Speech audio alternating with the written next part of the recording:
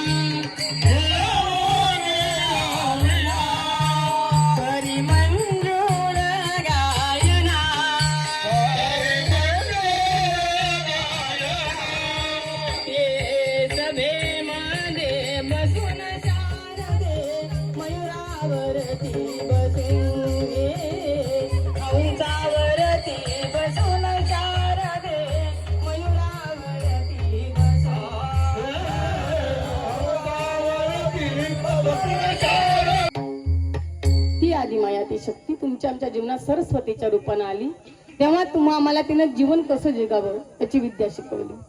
त्याच्या पुढे सांगावं तर हीच आदिमाया, हीच आदिशक्ती तुमच्या आमच्या जीवनात लक्ष्मीच्या रूपात आली.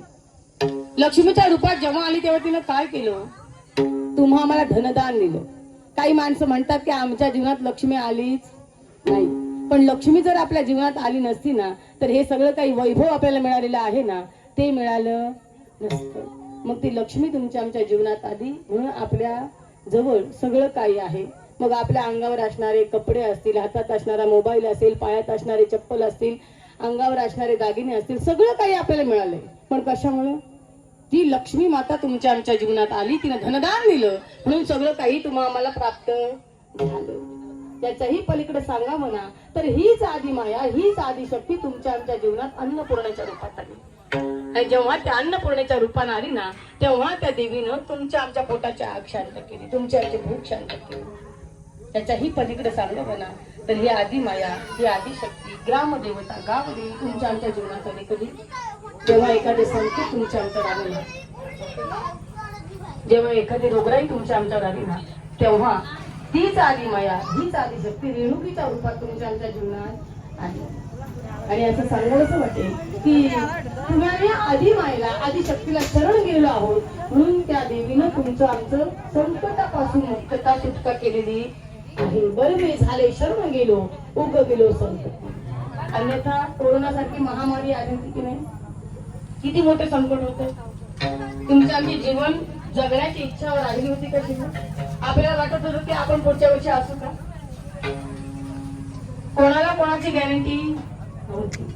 पण तरी सुद्धा आपण नकळतपणे का होईना त्या देवीला, आईला शरण गेलो होतो म्हणून आज इथं आपण हजर आहोत. बरे झाले शरण गेलो, उगविलो संकट. तिला शरण गेलो ना म्हणून तुमची आमची सुटका झाली, अन्यथा संकटातून सोडवणूक झाली असती. मग अनेक उपकातीचे आपल्याला आहेत ना म्हणून आपण साधू संतांनी सुद्धा त्या देवीचा उदय केला, जागर केला, गोंधळ घातला. नाथ महाराज सांगतात स्वर्ग मृत्यू पाताळाचा मंडप घातला.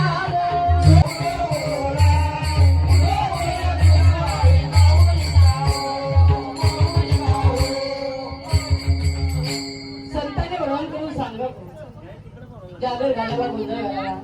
स्वर्ग मृत्यू पातळ्याचा मंडप घातीला, चार वेदांचा फुलवरा बांधिला, शास्त्र पुराण अनुवादिती आई तुझा गोंधळ. त्या आदिमायेचा गोंधळ साधू संतांनी सुद्धा केला. तुकोबारायकर सांगतात की आम्ही स्वतः गोंधळी आहोत आणि स्वतः गोंधळी होऊन त्या आदिमायेचा गोंधळ करतात, जागर करतात. आम्ही गोंधळी गोंधळी, आम्ही गोंधळी गोंधळी, आम्ही गोंधळी गोंधळी, आम्ही गोंधळी गोंधळी, आम्ही गोंधळी गोंधळी, गोपाळाचे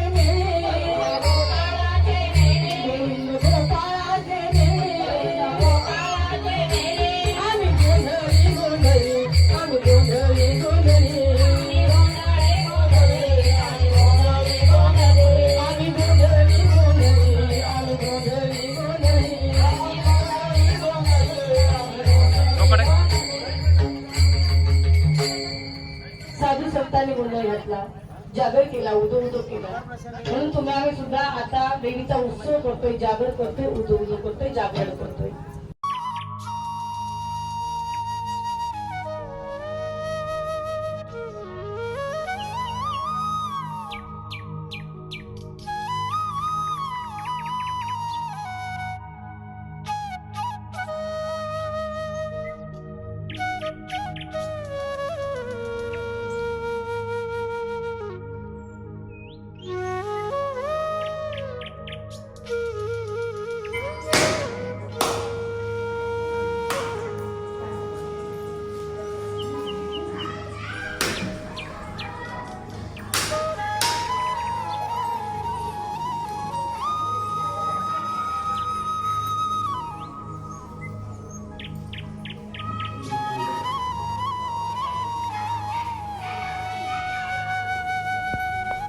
तर मित्रांनो, आमच्या मर्याईच्या मंदिरात आलेलो आहे. पूजा वगैरे झाली आता. संजूबाई कसं आहेस? सुट्टी आहे का आज?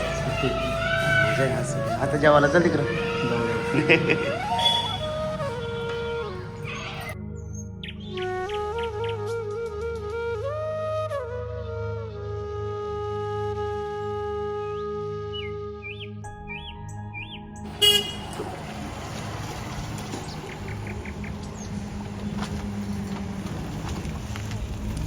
आमच्या गावाची वेशवी.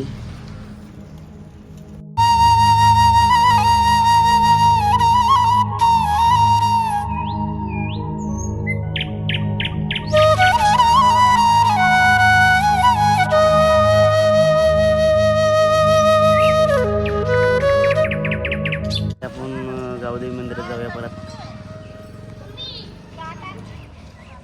तर मित्रांनो, आता आम्ही गावदेवी मंदिरात चाललेलो आहे शंकरला घेऊन आणि बोलाला.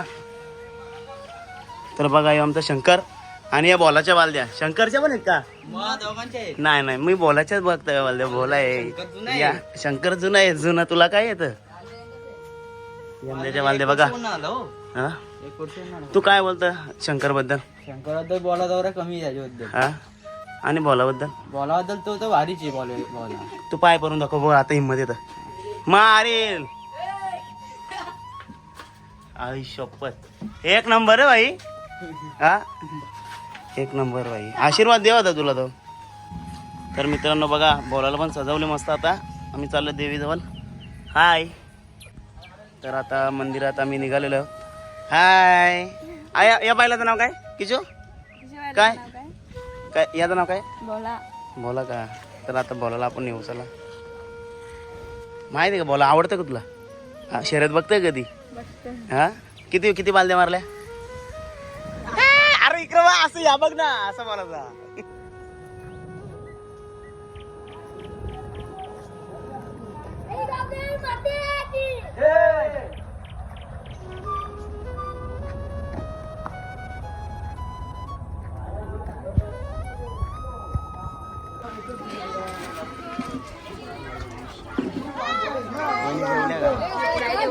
हा,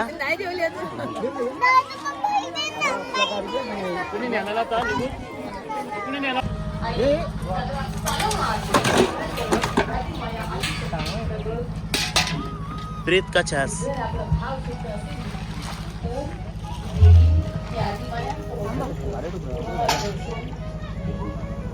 त्या राजानं आपले शिर घडावं करू नये याच्याकरता देवीनं दर्शन दिलं, पण अशी प्रगट नाही झाली.